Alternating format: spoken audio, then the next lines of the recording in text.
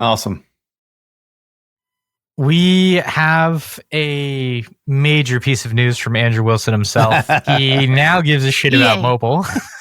No, he didn't say that. All right, let's talk about EA's quarterly earnings before we break it down. They reported their net bookings by platform. To be honest with you, there's nothing too exciting here. It just kind of I don't know where the stock price is really coming from, Eric. I mean, is there any deeper insight here? Their actual numbers here in terms of net bookings by platform looks uninspiring. It looks marginal at best. At the end of the day, like they've been just basically banking on FIFA for like the last decade, right? That's the only thing that's been a good story for them. Obviously, college football did really well. Back. Yep. We were talking about that dual SKU that made a shit ton of money. Like the SKU itself was one of the top selling, like not just the individual games, but the dual SKU. But there was another big bright spot, and it was EA Sports FC Mobile Soccer. It's up in terms of downloads and revenue. They've been running this product forever. They do the seasonal updates, if you remember, which is why we have a time series from Sensor Tower that stretches all the way back to 2017. You can really, really clock the different eras of EA through this. And it is reaching all-time highs. I mean, don't be wrong, there are some highs in January 2023, but it's steady state in terms of downloads and revenue. I've never been healthier. It's doing around, it looks like 20 million. Looks like 20 million a month, which is extremely healthy. And Andrew Wilson says it had over 50 million installs, and its DAU growth year over year was impressive, underscoring their ability to scale live content effectively. I mean, I fucking hate the spin. I just fucking hate the spin on this bullshit, right? They've been fucking this game up for the last like decade. Like, how can you fuck this up as much as they fucked it up in Vancouver, right? They've like tried to maintain control of Vancouver and Redwood Shores, and it didn't fucking work because they don't understand the mentality of mobile gaming at all, right? And so they basically export this shit out to the Chinese group, and they're the ones that are fucking crushing it, you know? So let me just say, the team in China knows what the fuck they're doing, right? The team in Redwood Shores put all the people that are actually working on this FIFA game in China, and they're the ones that have basically effectively monetized this thing that should have been monetized a decade ago, right? Oh, you mean the FC Sports game? The increases we're seeing. Yes. Oh, it's okay, because the other game here that I want to talk about was FC Sports Empire, which is another game. This is more like it, right? Yes. So this is one that's out of China. And I mean, the thing that's frustrated me is they've had this FUT like RPG system, FIFA Ultimate, this Ultimate Team system, and they haven't really scaled it outside of this framework. Like there's no reason you can't build builder games or squad RPGs or a million different things with kind of this framework, or even just literally using the FUT marketplace as like a centerpiece. This really could have been Web3 before Web3. And so this Sports FC is building the normal free-to-play builder mechanics around that FUT process. So if you look at the screenshot here, you're like building your club store, you have a quest system, you have a power score, you have characters that you're collecting, just like in the squad RPG, you're training them up. Like it's basically the normal FUT experience, but without the real-time aspect, which I think there's a massive opportunity to capitalize on. I'm just surprised they haven't done it sooner. From what I understand from talking with someone is that this game is about to get canned, which would like break my heart, especially if like the mobile game is doing really well. I don't know why you would poo-poo the spinoffs. I thought this was the right direction for the franchise. Like, how else are they going to grow? What is left? Like, they got Battlefield to squeeze more out of. They tried to squeeze out of Apex and it blew up in their face. Like, what is left? Yeah.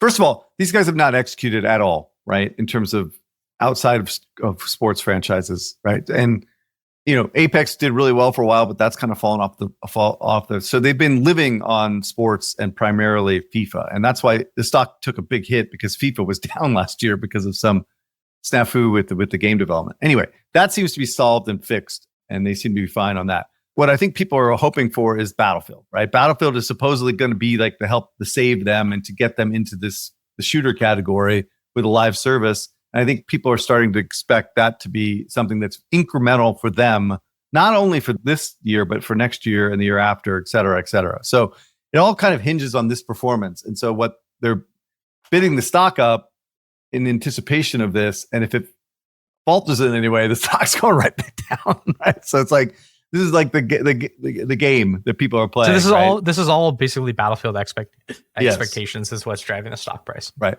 And they do have a pipeline of products in theory. I mean, they canceled a few things, but they have some things that are coming as well. But I think it's basically anticipation of Battlefield and the fact, the Battlefield, like the revealed stuff that we talked about last week did pretty well. I think people are kind of excited. They have a good window right now with Call of Duty kind of flailing. So yeah, that's it. I thought it was actually, I didn't watch the trailer before we recorded. I know it wasn't a gameplay trailer, but they did a really nice job on this game is about destructible environments. If you're going to have a USP come through in a non-gameplay trailer, I thought they did a pretty good job of that. Land, sea, air. I was like, oh, I kind of actually want to play this game. Battlefield has never been bad at trailers. I will say that. They have mastered. Go back and watch the trailers. Some of the best trailer counts. Battlefield 1's trailer. Oh, even 2042. I concur with this. If there's one thing that Laura Miele knows how to do is have a marketing team that makes great shit. And so I was not surprised to see that.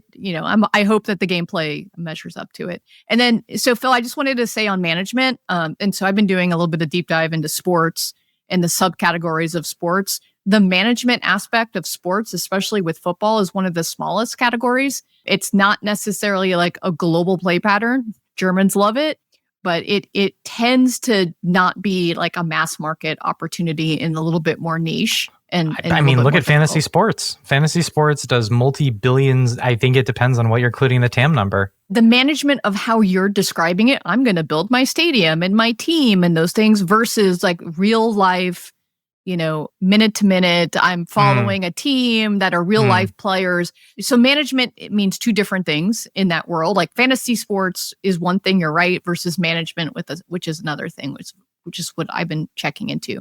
Now, the thing that I think is interesting, Cress, if both games are being managed out of China, this kind of goes against we should have the franchise teams manage the mobile SKU versus a centralized mobile team. So now it's like, okay, now it's option 3 or option C, which is we're going to start sending things to China to manage. So that seems interesting. I didn't realize that. No, I've said this a million times. Like the fact that they're trying to have the teams manage the mobile SKUs internally makes no sense. It never made sense. Yeah, they should have. Absolutely. But I think this is an extension of the idea of having standalone mobile teams managing the mobile games, right? If you have a team in China that's doing all the work. Fuck Vancouver, right? Like keep making FIFA. You guys are great, but don't mess with the mobile game, right? Period. Yeah. Do you know where this game is being made? The one that's China is dying? Empire is China. Is it really? Yes. By the way, all use of FIFA in this conversation should be relayed to EA FC Mobile. Is FIFA Online China as well? The free-to-play PC SKU? Yeah, historically. Yeah. Was it China or was it? Yes. For years, like even back when I was there.